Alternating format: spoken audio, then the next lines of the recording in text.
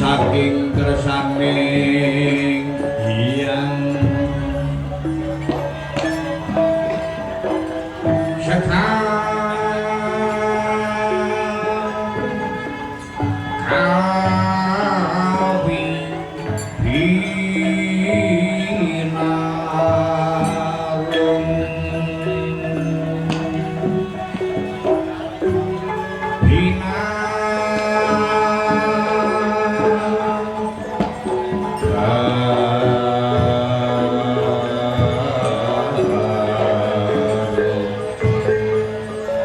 binarung larasing sekak ganda kesoma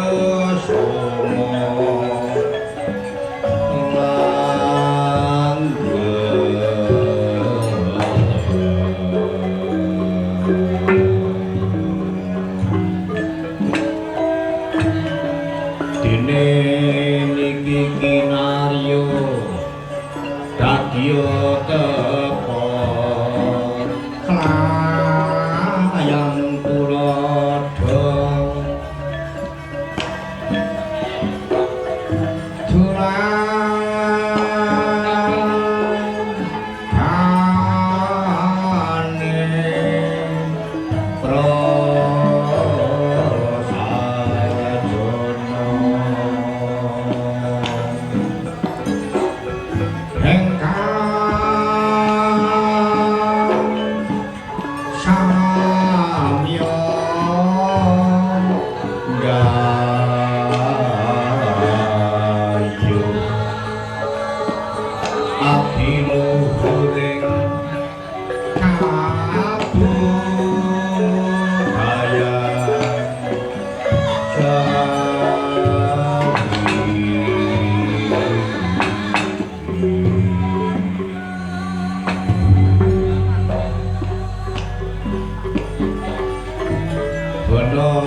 warna gambar kalmo rineka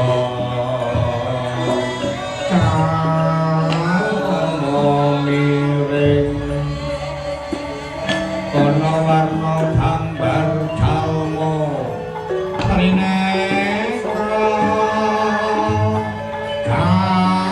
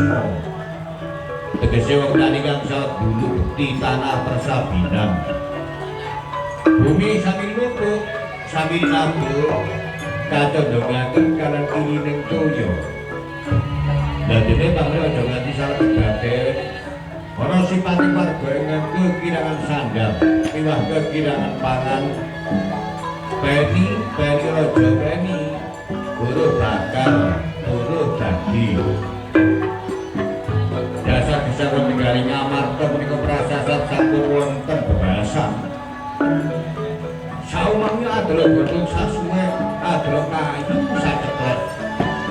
Wis nonton sampe sandal lawan pangane. Ora rejo kaya wajirna anglaran tanah tangonan ing tanah persabinan.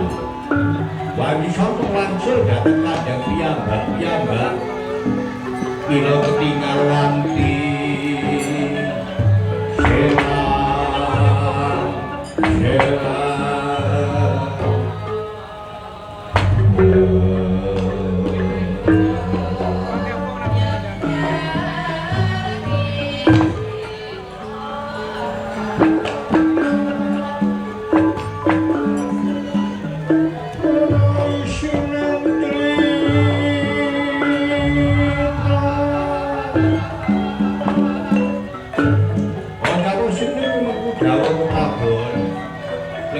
Kursi gading dampar kencur Putri Gari Ngamarto itu langsung dimadani panjenengan jejuluk Sira Prabu Kuntadewa jejuluk itu Dharma Kesuma Gesang Dharma Wangsa Gesang Guna Talikrama Gesang Aljata satu jejuluk itu Dasar jenengan ingkang ambel berbudi bawa margana ingkang tansah tindakaken tampa Dharma ita lawan sora ita lire sungsung malah kasutapan ugi mengolah dhateng kapanditan karen angolan dhateng kaprajuritan Dadi posisi sampun pinarak saben dajar langsung Prabu Kuntadewa kang rayi Pandhawa ing Pandhawa Jaksawa lumajang tengah Satriya Jodipati ditunggul pamenang Harya Kudara Gesang Bratasena Gesang Bayu Suta Gesang Pandhu Atmaja dene sak kersanira Werkudara menika kang rayi Satriya Putri Madukara Arya Janaka Wirjura Gesang Taranggana Kumbang ali-ali ugi kawoten boten katalungken Raden Anguna Sadewa kelawan ingkang sampun pinarak sagung paratih sagung Pragadala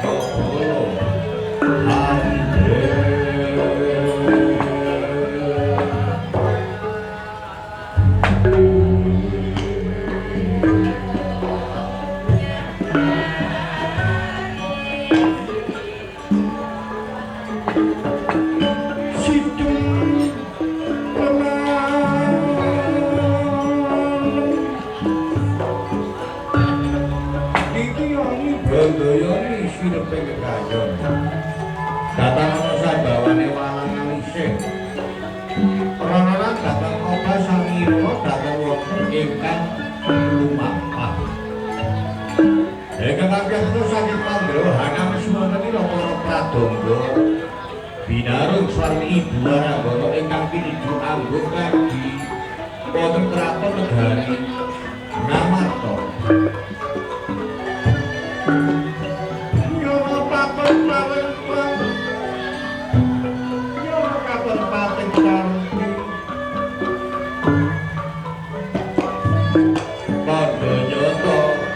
negari Ngamarta negari ingkang gedhe Kalian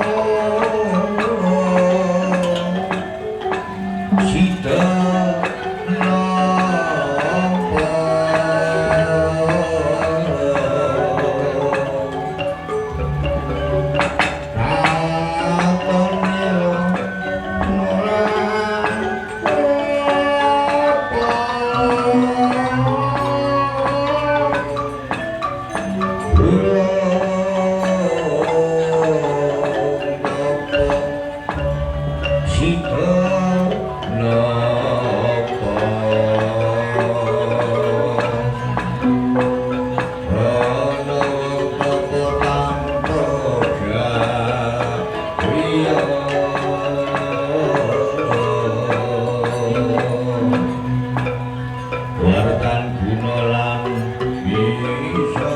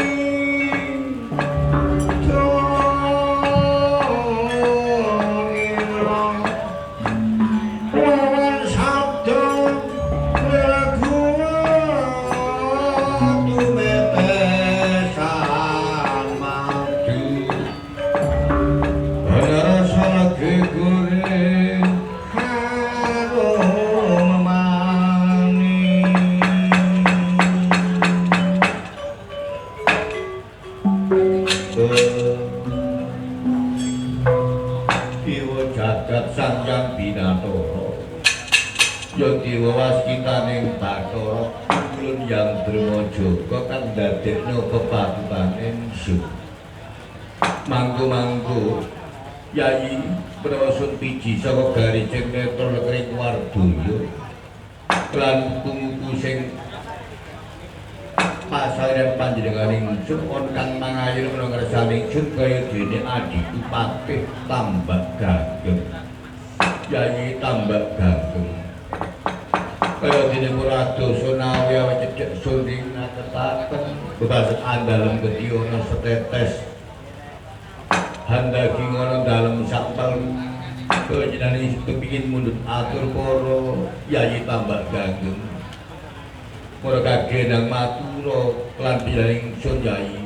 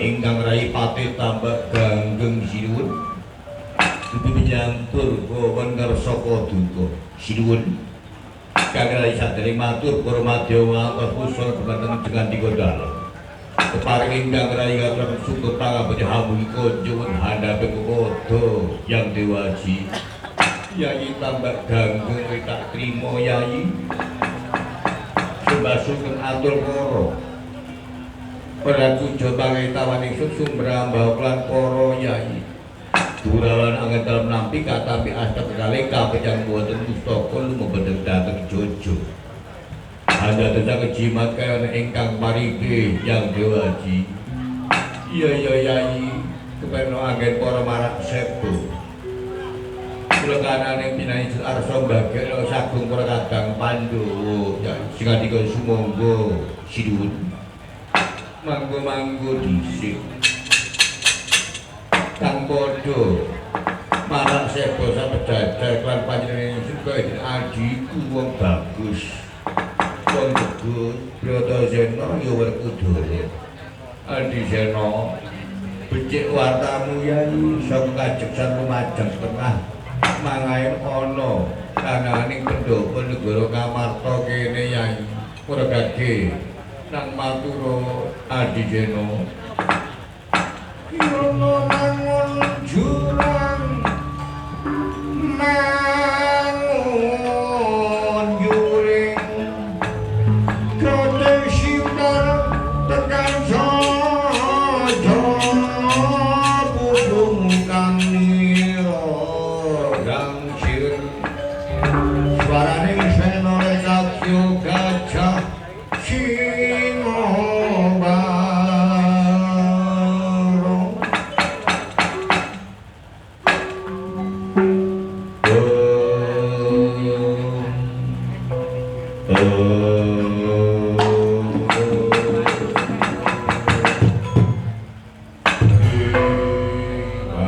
Deku.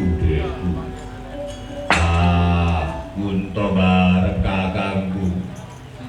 Adikmu Sena teko lumajang tengah kancik ana pendopo negara Ngamarta kene kanthi waras wiris.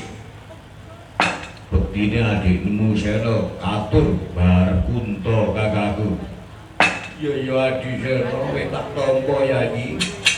Ujo pangetawanipun Kakang Sumrambau lan para Yayi. Ya tak trima tangan kula tak gegem rapet kanggo jimat anggonku urip ana alam padha. Para gagil lungguh Yai anggen mapor marang seba ana kraton negara Ngamarta Adisena. Ora kurang penak anggenku marang seba. Bagekno sagung Pragadang Pandhawa. Iya Adisena, Yai Rejuna becik Wartawara Yai. Inggih pangetaken dawuh. Koko Prabu Kang Arya Janaka ngaturaken sungkem pangabdi hamugi konjik handhape kepada Koko Prabu. Adhiku Rejuna wis tak trima Yai. Uja pangetawaning Sumrambau kelawan jeneng para sing andika dawuh. Kulawan anggen nampi kadami asta kekawih kapinyang wonten mustaka. Lumebet dhateng jojokan dadosaken jimat kayawan ingkang maripe Boko Narendra. Ya Kang Rejuna wargake lungguh sawetara. Koko Prabu kula Raden aku lan kata sungkem pangabekti amugi konjuk wonten handhaping kepada Koko Prabu. Sumatru dikawuhane kula Raden Sadewa ngaturaken sungkem pangabekti amugi konjuk wonten handhaping kepada Koko Prabu maneka dawuh. Yayi kembar tak trima Yayi. Ora puja pangetawanipun Kakang Sumrambau lajeng para Yayi kembar kula sedewa. Mangeta dawuh sampun kula tampi Koko Prabu, sampun kula tampi Koko Prabu. Ya mangko dhisik. Ora kaya dina saiki kare panjenengan sun jumeneng negara Ngamarta kaya dene Kasiram Tirta Sumindu Kajugru Kanukir Sari. Ora dene kaya kaning para Kadang Pandhawa warna kaning Praja Kota Asok Glondong pengareng-areng minangka pinungkule keprajan. Ana negara Ngamarta iki ora. Ananging sebane para Kadang Pandhawa suka peamben anggedatur kelawan purnakaning praja. Sugaya rukun nganti kaya ngene iki keandadekno bungaing penggalih pathek ing pekulataning ingsun. Adi pate tambah ganjeng. Lagi Allah mangeta dawuh yang dewa. Duka Prabu kepareng ingkang rayina dawuh paduka ingkang sampun rumetah. Paduka sampun dawuh kepilih sinareng murub amirsani murub muncaring busana nayakaning praja ingkang pating klepiar pating lebur pindha puspita anjlah wonten taman luka. Jadi anda saged bingaing penggalih padang ing pekolatan Hyang Dewaji. Ananging dawuh paduka kala wau menawi Kang Rai Pijihanamu malah kosok wangsul hidup. Paduka menawi pinuju nang Lekadya dening Sela. Dadi menawi pinuju ning Lekadya dening Tirta. Tidang perwatangan boten ngersa dawuh napa ingkang andadosaken darunaning penggalih pinjan dalem Koko Prabu.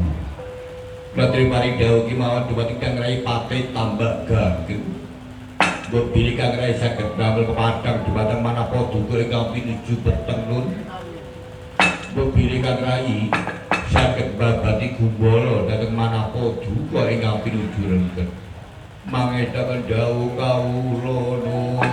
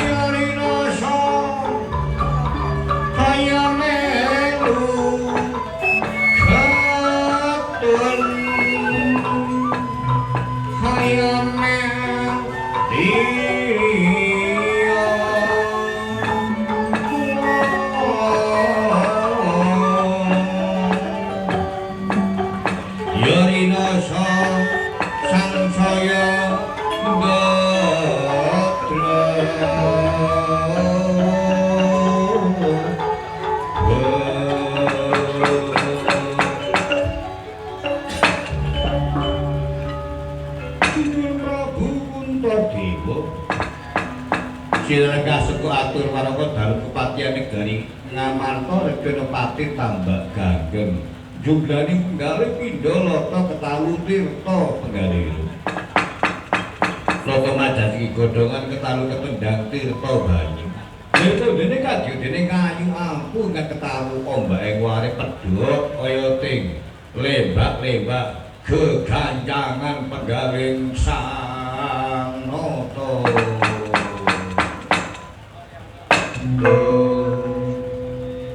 Kunangan dika napa ikan penggalih pinanjung Prabu Kuntadewa anggene renjeng geger kadya ditugu Sinukerta. Ananging galeaken prasasti jam dinten kaping kerpiyambare pinuju teteki wonten madyaning sanggar pelanggatan nggih sanggar Pamujabrata. Sasakat nampi sasmitaning Jawata bilih Pandhawa benjang ing tembe. Nek sampun dipun adhani kawonten perang Baratayuda binangun wonten padang kuru kasetran saged unggul ing jurit menawi saged kesinungan mandhape wahyu unggul jati.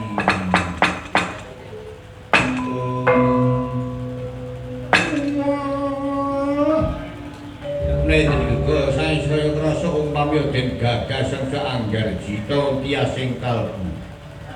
Dadi kersa dawuh tumadhaw ana gandha rasa arum mamri.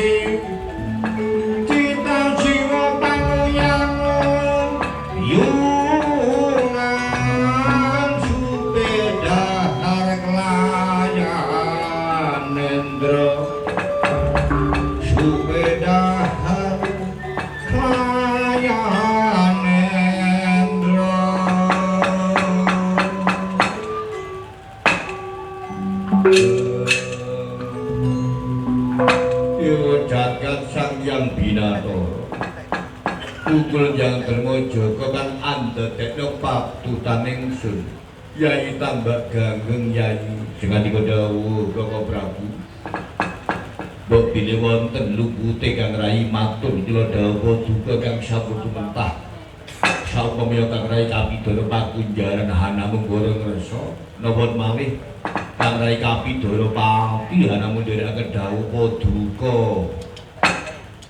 Koko Nalendra iya yai tambak ganggeng ora nganti kok nyatane para anyung ngurpi kang apa kang andadekna penggaling sun mula bungane najan tapa duwene kalumputan ora nganti para tak pidana pati yai mung cukup tak pidana pakunjaran wala senadya dawuh kok ora barep kunta kakaku duweni pamikira apa kok nganti delek-delek kaya ngono.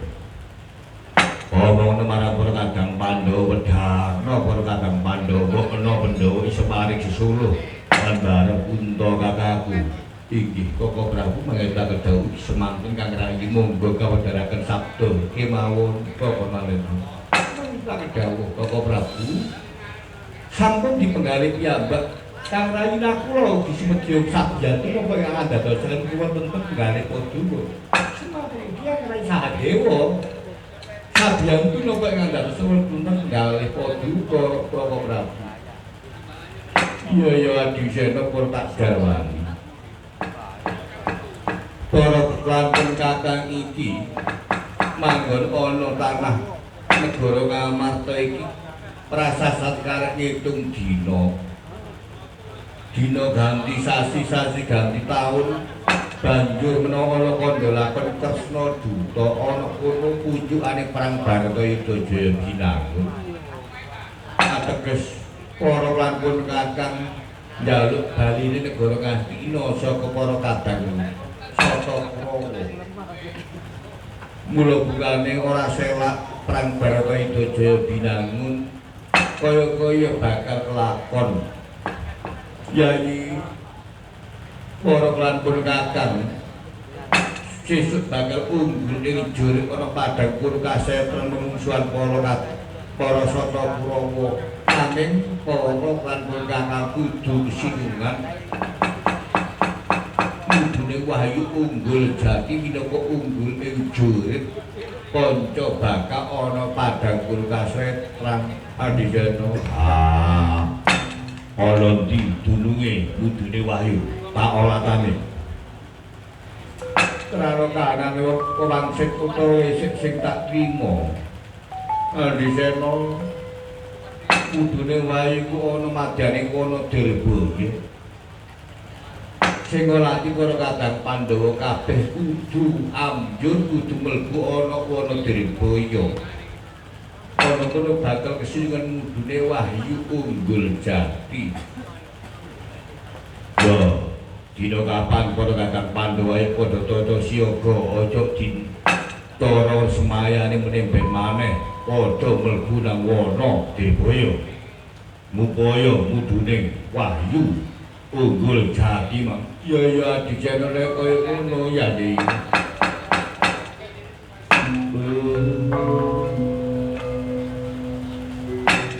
Tetep sabane sarana saru gegering Purwadya Bala Jaba. Kanca watur ana labune Raja Jundaka waduh ana dayah to. Sing jajal ayo disebakno para bendara musik kok kemadyane Pasewan Ladyawaca kok mundur ya. Kok mundur? Mundure kaya apa? Dari perempuan temang wangsitan karo sinjenen kok ana daya jam 12:04 kok kanthi setengah siji. Karena gebukane wae lakon iki gebukane akeh tak jokno karepku nyatane Pak Lurah njaluk mundur ya diundur kali ya ngono lho. Ayo disebakno yo piyak.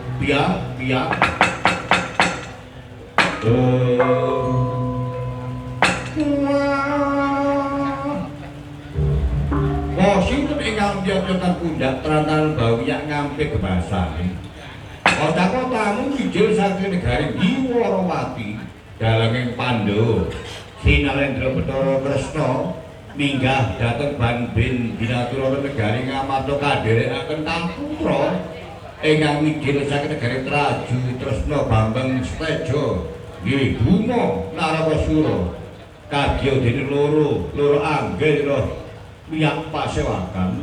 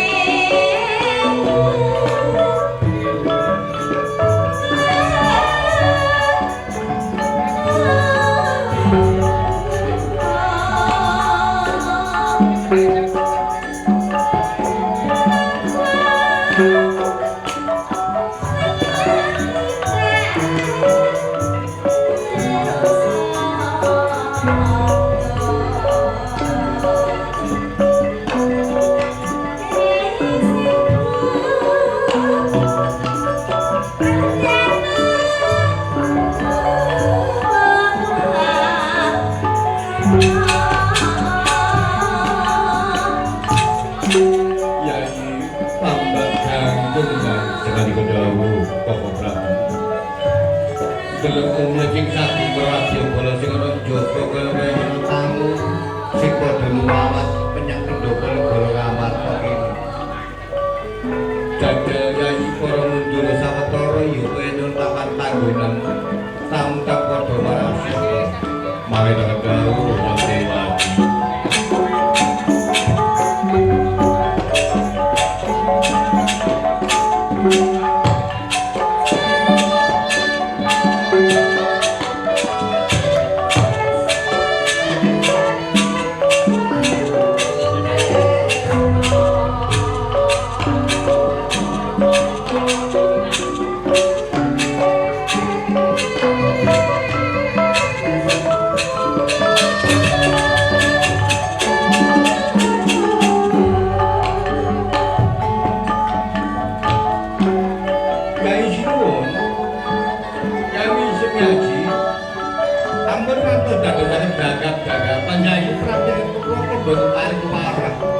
Boten mari kabar lari cinta dewa Jogja pinarakan prasaja gawuh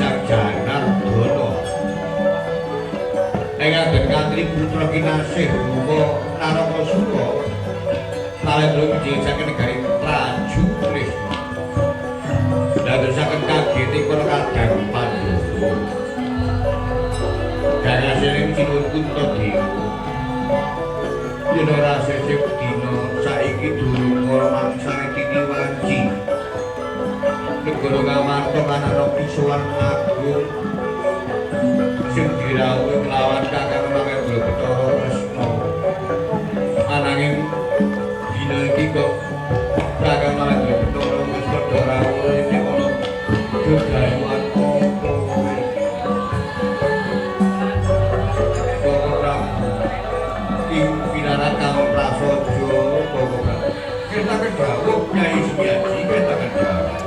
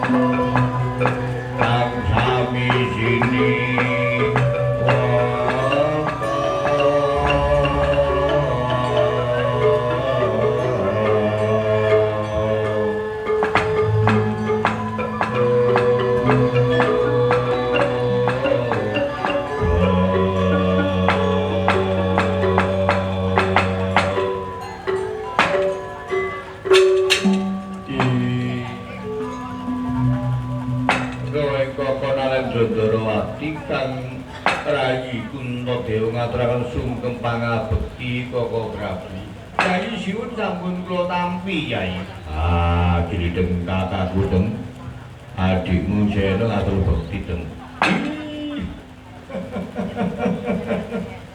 Dene kasihan Tira Sewindu kaya kadingaren, Adi Sena. Para ngatur bekti lan pun kakang duwe rejeki apa ketiban koyo apa pun kakang. Gilideng kakakku teng ngene main nuju bener. Kepingin atur bekti nang Gilideng kakakku lah. Ya tak trimo, Adi Sena. Semanten ugi Kang Rayi ngaturaken bekti dhateng Koko Prabu Sinuwun. Rayi kaipe widak trima, Yai. Kula ge mangkaten Koko Prabu Kang Rayi kula ngaturaken bekti Kang Rayi Sahadewa ngaturaken sungkem pangabekti Koko Prabu. Yai kembar wis tak trima, Yai. Yai Semiaji. Kok prasasat wonten bangkelan wonten pendopo? Napa dene wonten rangsa tanapa niku? Niki para kadang Pandhawa badhe tindak pundi, Yai Sinuwun? Inggih Koko Prabu. Perlu kauningan kok bilih kaunten para kadang Pandhawa sampun sagiling tekad badhe nilarang keprabon negari Ngamarta arsa mlebet dhateng Wanadiribaya. Upaya mandhaping Wahyu Unggul Jati tigang dipun kapong bareng Kang Sanggung tampi lumantar saswitaning Jawata. Dewa jagat Sang Hyang Binatara didewa waskitaning ban. Yai Sinuwun mangetaken dawuh Koko Prabu. Prasasat gendu segelugu kelawan penggawe pun ngakang, Yai. Kraya-raya Purnaka kelawan anak kula Buma nilaraken negari Diwarawati arsa mlebet dhateng Wanadiribaya. Supaya mandhaping Wahyu Unggul Jati lak niku nggih inggih mangetaken dawuh. Lah kok Yai Sinuwun kelawan para kadang Pandhawa badhe tumawa dhateng Wanadiribaya menika prasasat lak sami kelawan Kakang. Ah, cerita kakakku. Ah, di sana kaya ngapa? Ya ngene lho, Teng. Wong kanane Pandhawa iki duweni kekarepan upaya mudune Wahyu Unggul Jati. Ana jeneng kakakku kelan Buma duweni gegayuhan upaya mudune Wahyu iku ya ayo padha bareng-bareng mlebu nang alas Diribaya. Golek bareng-bareng sapa sing kesinungan mudune Wahyu, Teng.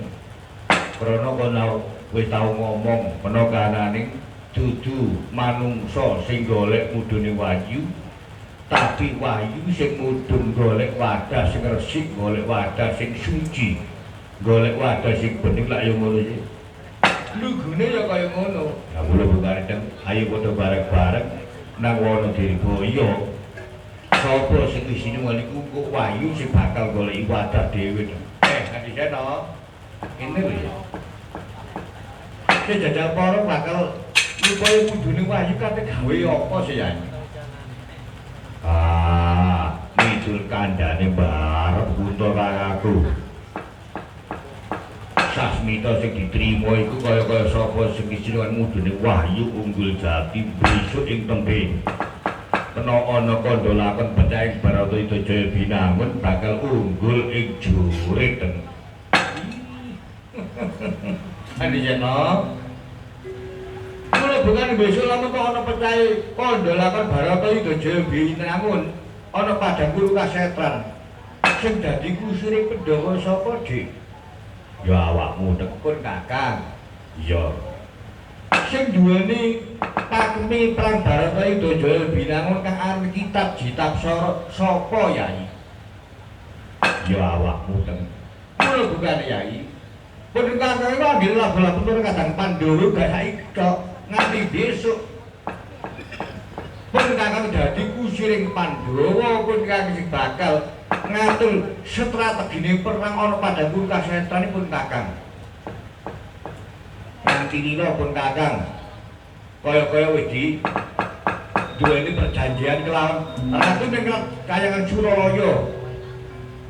Sangjang Bathara Guru besok pun kakang diparing kitab Jitab Sara pakme perang Baratayuda Jaya Binangun lamun Kang Sekar Wijaya Kusuma bakal ditarik, bakal dijaluk menyang Kadewan.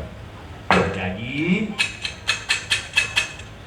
ana padaku kasih tulung pecaing perang bareng Toyo Jaya Binangun lamun to Pandhawa mati pun Kakang ora bisa nguripno krana kembang Wijaya Kusuma dijaluk marang Kadewan dijoli pakem perang Bharatayuda Jaya Binangun.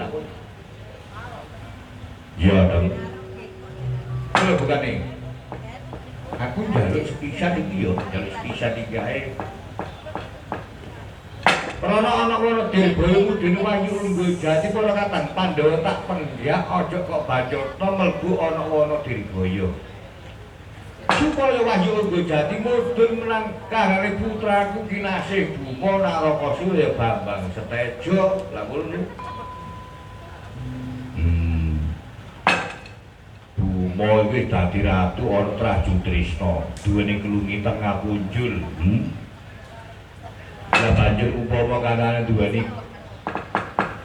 Kesinan Mudine Wahyu Unggul Jati kate digawe apa? Ngene lho Disena. Buma iku lak nalendra bojone lak cek mek situk sih. Dewi Haknyalawati tok lho jeneng ratu ku sugih. Ya bagus pisan putraku Bambang Setejo Buma, dasar putraku lho. Cara wani ku tuwe gak ada saka witik aku ya ganteng ya bagus. Lah Buma Nawendra ana Trajutrisna iku mbok menawa kepingin duweni gegayuhan kepingin rabi maneh iku lho cek nek kasebadan nang ngono ah. Maksude dan duweni kekarepan apa bakal kasebadan.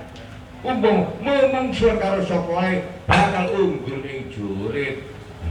Kon gak kliru ta, Pak? Kliru ae. Gak ngono anakmu kok gunggung koyo ngono iku. Buma dadi ratuke Duma Soge sembarang ana ganteng mari kok tabimane kok oleh to.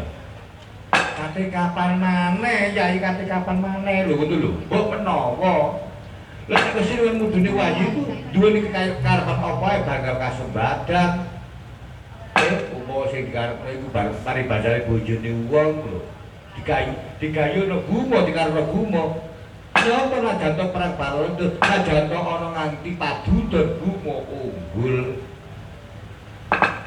Yang Kresna menodek sekarang taman surarepot upaya sumping ngira upaya sumping sekarang Jaya Kusuma.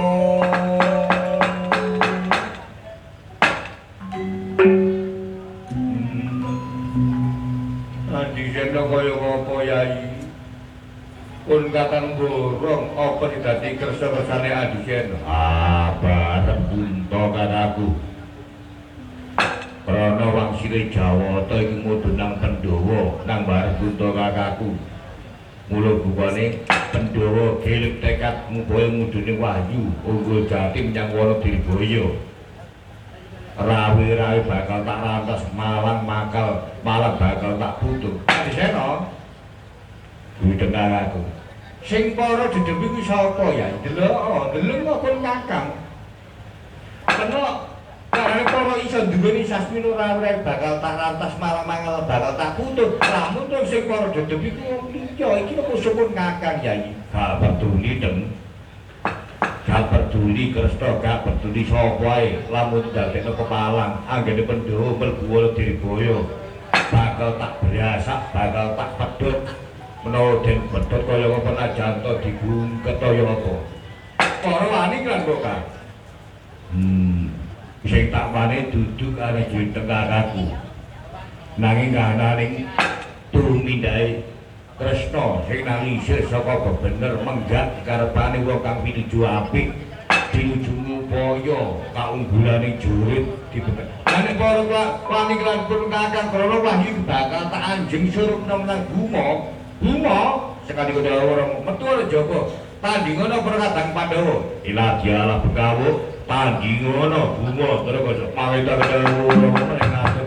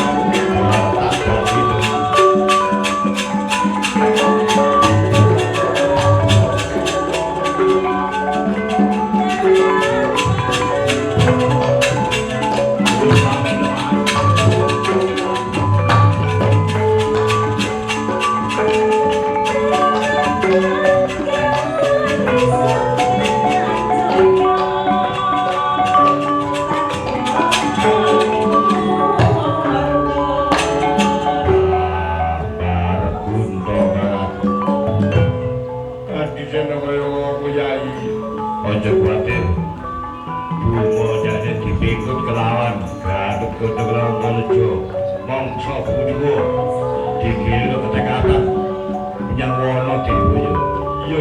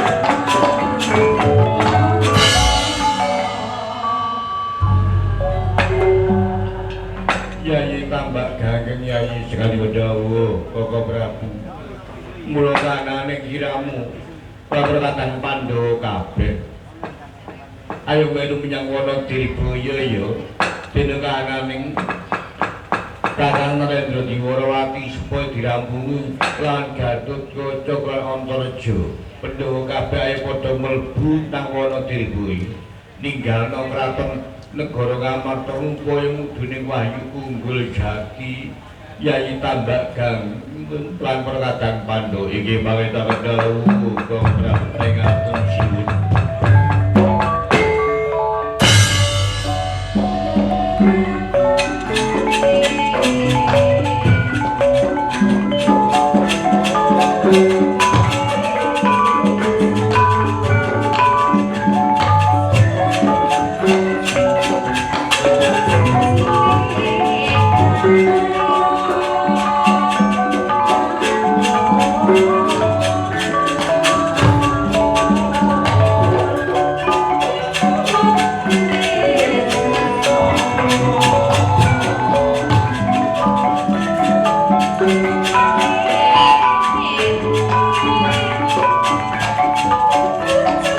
Thank you.